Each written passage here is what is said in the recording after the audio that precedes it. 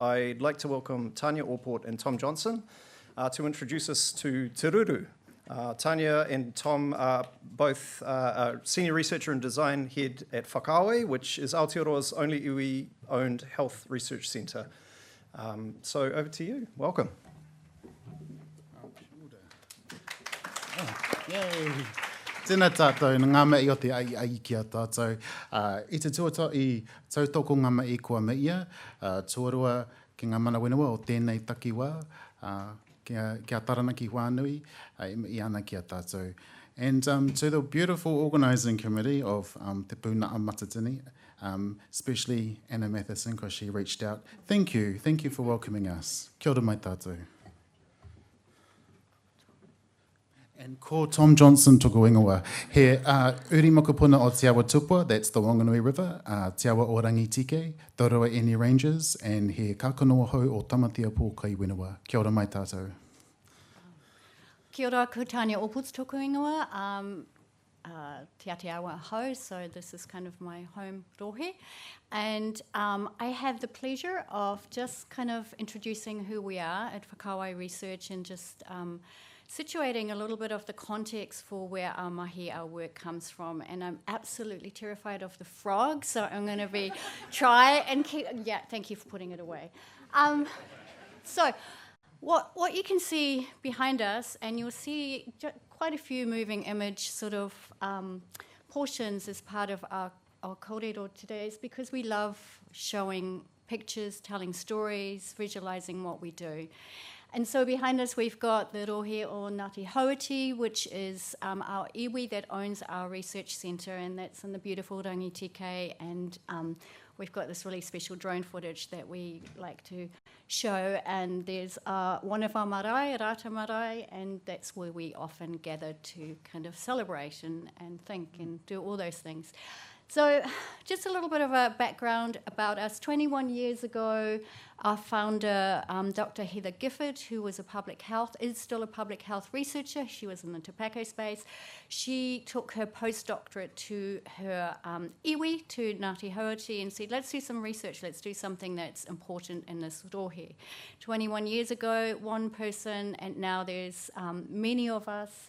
We are a big team of researchers, but also designers, creatives, communicators, and we have some amazing tauira, some amazing students, Māori students that come through our doors every year, and we're really proud of them.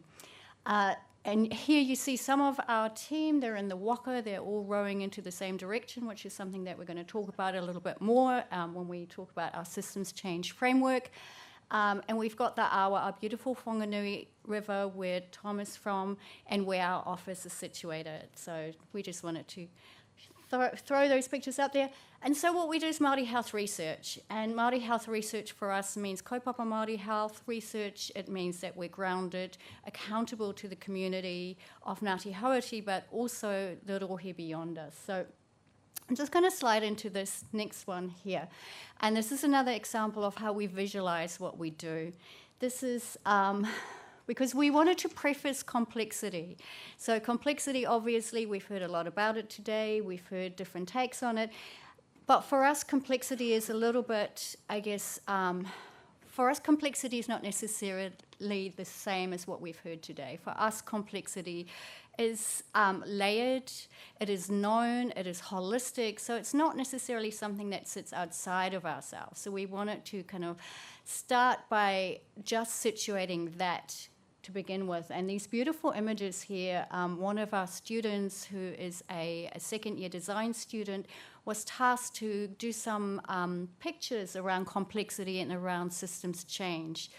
And she came up with these different sort of images and turned it into a comic book. So we have something that we now kind of use for rangatahi, for young people, and for anyone really, to explain what we mean when we're looking at complexity and at systems change. You see the beautiful image there of the roots. You see here the sort of gnarly knot, and then in the middle you see what we've already seen today, which is the 6 conditions of systems change, and how she visualized that as well.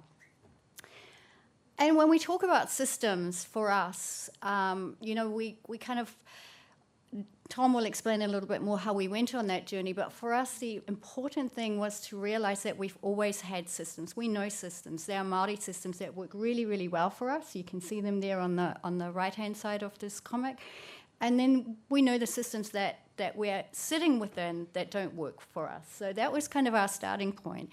And the idea around doing research, health research, is that we talk about, yes, it's complicated and it's complex, but it's not something that can be kind of cut up into little silos, and it often is in health research and how we practice health and so forth. So for us, really, the idea of complexity is that it's holistic.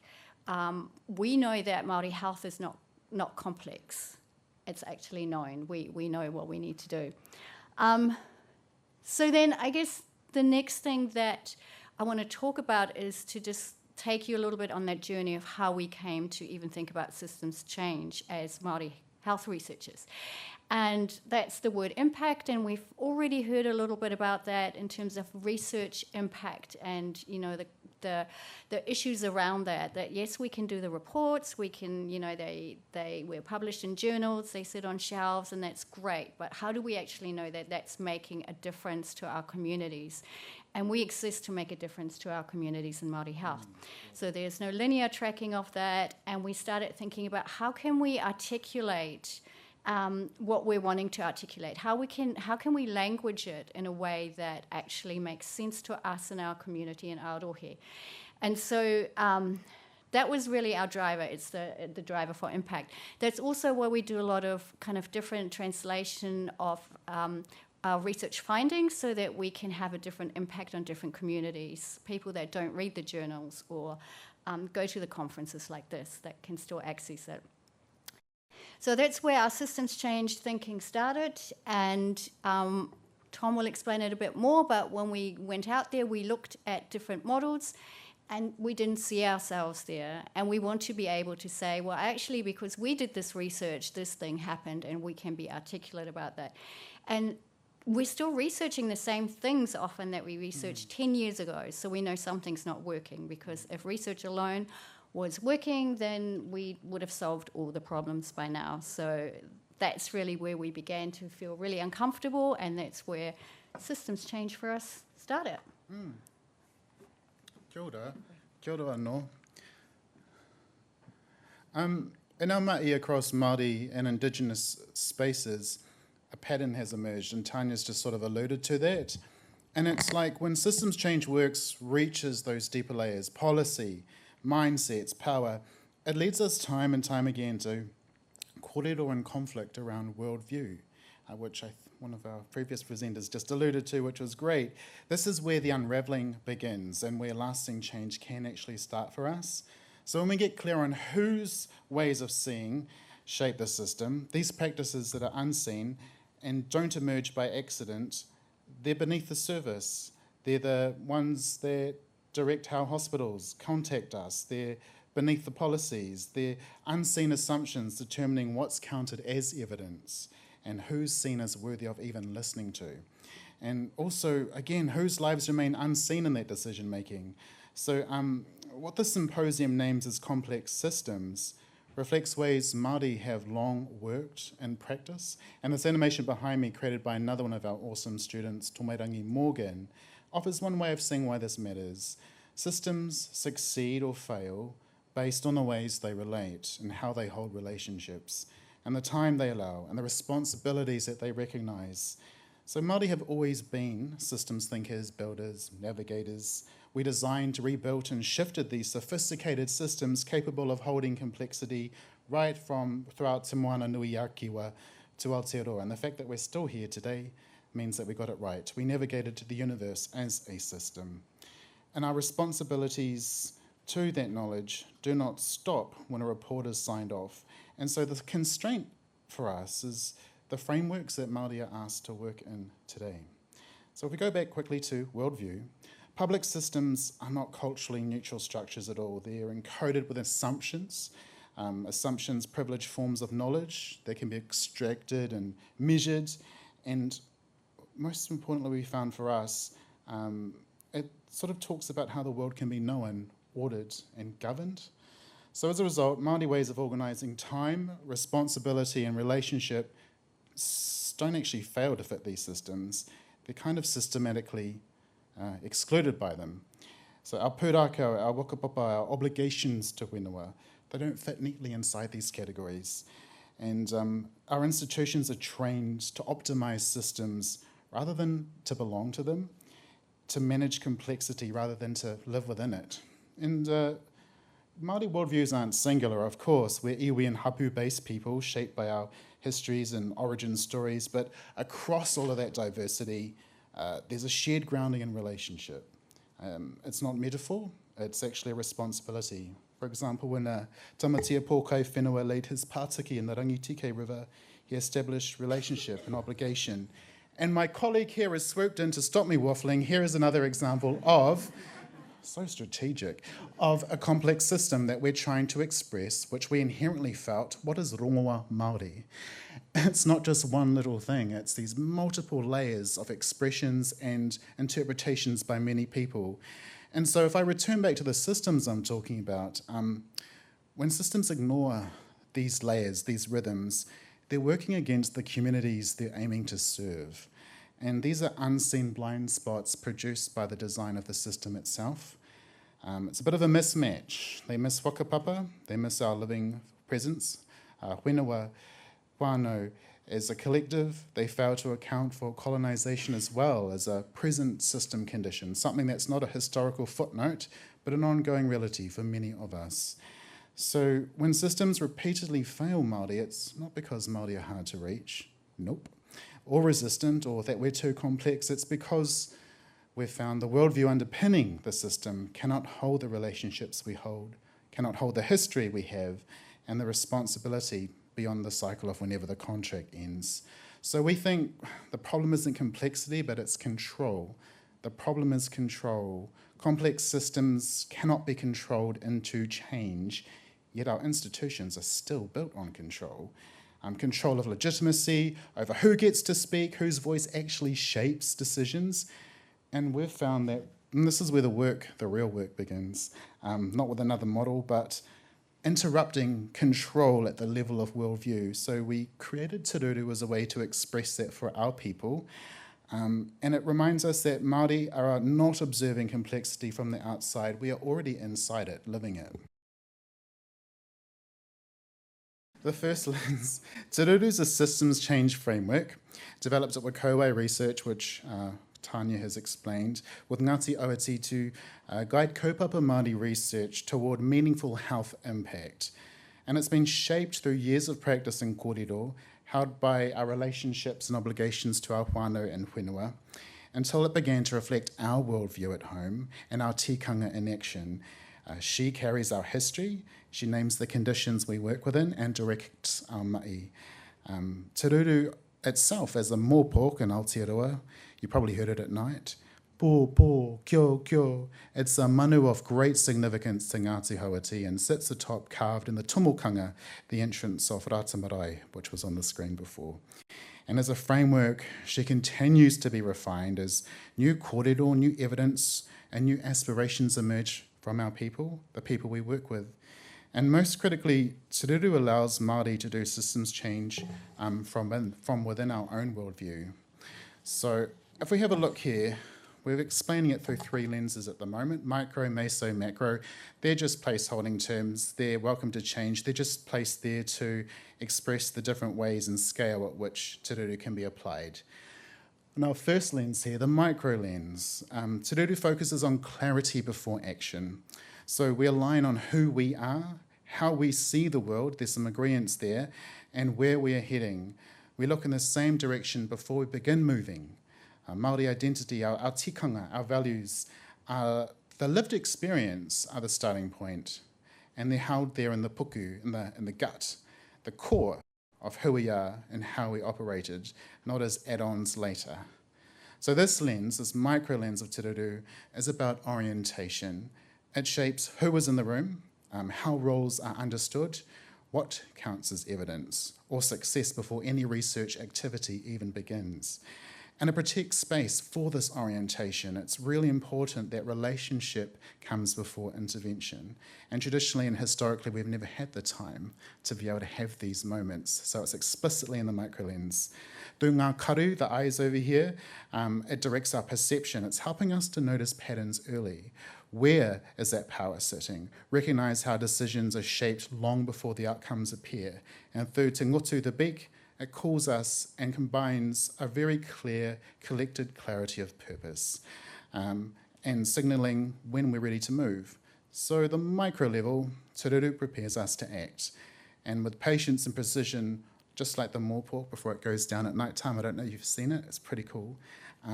It's nice and sharp. The Te Ruru makes systems visible without asking us to leave ourselves behind.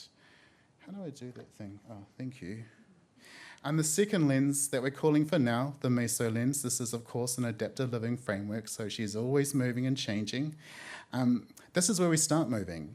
The wings come out, which is cool, and you can see parts of the FSG 6 conditions for systems change. We've actually intentionally utilised that model because, well, the wings carry the work into spaces where systems actually operate. At the meso level, we work with the conditions that shape systems day-to-days, policies, practices, resources, etc. And we use this particular framework because we actually do operate inside Western systems. And this helps us move through them strategically, but only after that first phase, the microlens was done. That microlens that grounded us in our tikanga and shared vision. Maikuku, the claws, they're about momentum, finding opportunity, reaching, applying pressure, removing what's doing harm. And like the Ruru, hunting at night, this work shifts the ground so the wider system or the forest floor can recover. She's a good hunter, Te Ruru. She's one of the very few beasts that's actually doing a great job for Doc, clearing the place of stoats, rats, and the other ugly little thing. And what we're talking about here, not the stoats and the rats, the shifting and clearing the ground, that's familiar work for Whakauae. My colleagues, they've been there for 20 years. Since our inception, we've challenged dominant narratives through advocacy, agitation, and Māori-led evidence. And Te Ruru, simply this model, gives us a shared language to what we've always done and allows us to carry it more deliberately across our ma'i. And hopefully it might be of use to our Indigenous mates as well, who might like to adopt a model or their own framework based on their whakapapa. And finally, the macro level. Te Ruru holds what systems change usually strips away. With clarity at the micro level, and then we're doing the movement at meso, the macro lens widens the view rapidly. Te Ruru's flying right up in the sky by this point. It allows new mātauranga to emerge and be carried collectively with our whānau. So they're setting their aspirations for us up the top there. But the part that we consistently did not see in many models, at the same time, Te Ruru names what sits beneath the surface. The ngangara, it's a kupu for, it's not always a negative connotation, but we use it to express the little niggling things in your puku beneath the ground, beneath the surface, the unseen. Ngangara represents those unseen barriers to lasting change. Colonisation is a lived condition. Structural racism, cultural disconnection, land loss, all that mamai and pain, these can't be worked around and they must be addressed. So in the third lens of Te Ruru, we explicitly hold space to heal. And this healing, restoration and readiness alongside structural change, we need that because the system won't shift sustainably unless we as humans are safe enough, resourced enough and actually ready enough to move. And this is where we find Te Ruru departs most clearly from some of the mainstream Western frameworks of systems change. So across these three lenses, we've got micro, meso, and macro. And it's quite cool because it's given us a chance to show how our knowledge can be grown from within our Māori worlds, led by our Māori knowledge, our mātauranga, and that lived connection to the systems we're a part of. Oh, thank you, you read my brain. So behind us, we've got a final animation made by one of our fantastic tauira hākupa, and you can see what becomes possible once the groundwork has been done. Māori futures are re-emerging, movement, imagination, our possibilities returning. It's pretty exciting. And these futures aren't abstract. They're able to be reached when we've worked through Te Ruru. And much of what is now called complex systems describes ways Māori have always understood and lived in the world. What's been missing is not Māori capability ever, but frameworks that allow us to work inside these modern institutions without leaving our worldview behind. That's what Te Ruru makes possible, where we can engage with complexity while remaining whole in our identity and not needing to translate ourselves, our values, our tikanga into someone else's language, without separating strategy from tikanga, without removing us from our living ancestral environments. So we've found that when our work is grounded in our worldview, something shifts. We become clearer, we look in the same direction, our decisions are aligning with our values, and the work stops fighting the people it's actually meant to serve because, we're really excited. The future is not going to be shaped by managing complexity, but by learning how to live within it. And in Te Ao Māori, we find this is inherent, and it's like the rest of the world is re-remembering it again. So Te Ruru's really helped us express all that. Thank you.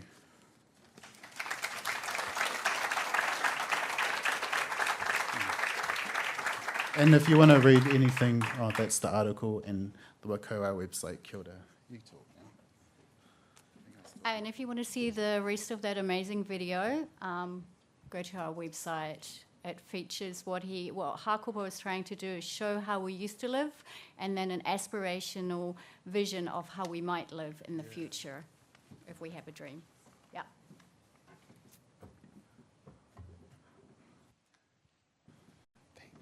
Kia ora koroa. We had some questions earlier in one of the earlier sessions around the importance of and role of Indigenous frameworks, and particularly in New Zealand Te Ao Māori frameworks to conversations around system change. So that was a wonderful and visually excellent presentation. So thank you both. Do we have some questions for Tom and Tanya? Diane. We're just hunting the microphone. Might be a second. One of the challenges in Canada over the last, I'll say, 25 years, when we first created an Institute of Aboriginal People's Health, was shifting the colonial ways of funding so that Indigenous communities could lead their own work. And it took a long time, I think, because our system said, oh no, you have to be a university if we're going to give you money, for example. So I'm a bit curious about whether you have faced those kinds of challenges and how they've been overcome, because you've obviously done quite a lot of beautiful work. Kia ora, good question. So I guess when I said we started with the postdoctoral funding, that was, that was very small. And then the first, Heather and the small crew that she had went around and they kind of amassed what we call rats and mice, which is like little contracts, little sort of evaluation contracts and things that let them do what they actually really wanted to do outside of that as well. And then came a really great period where the HRC, which is our New Zealand Health Research Council, funded Māori-specific research for quite some time, and it still does. We've had a real, we've had a slightly more problematic, environment at the moment, but yeah, in the past we've been really fortunate to have been supported, and we've worked really hard. The people, our research directors, worked tirelessly to get the funding. And strangely enough, now we're back at sort of where we started off, where we have to do rats and mice again to get the money. So yeah, it's gone full circle, but I think we've been there before. Did you want to add anything? No? Okay. Yeah.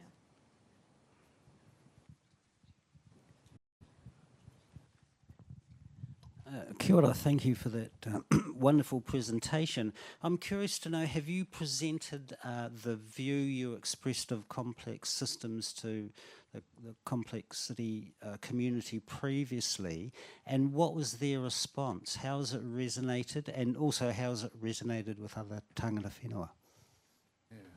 Ana pai tō wātau pātai.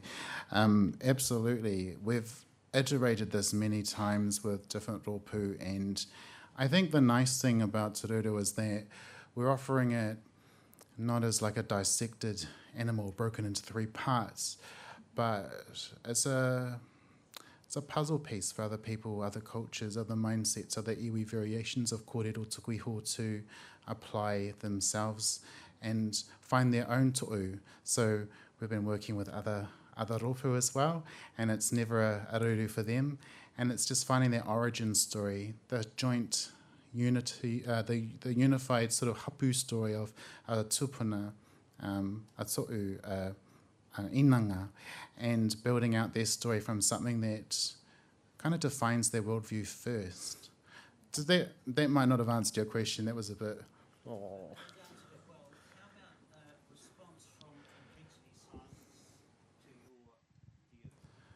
Oh. As yet has happened. We're testing it right here today, so you're Go for it.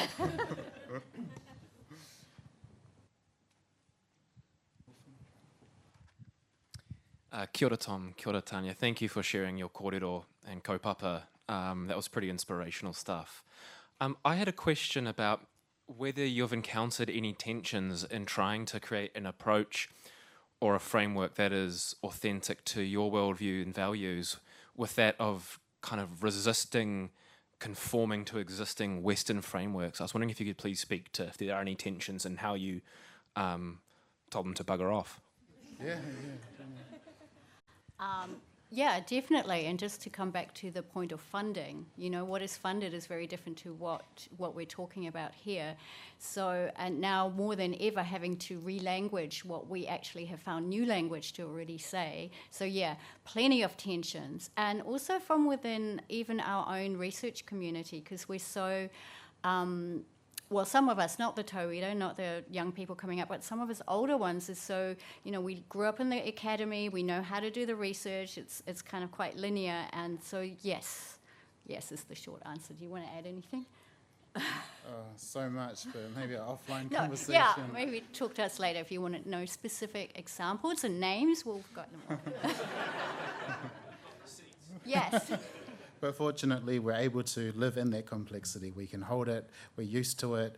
It's not a bad thing. It's actually a beautiful thing. Releasing control and being a part of a system that leads us. Kia ora.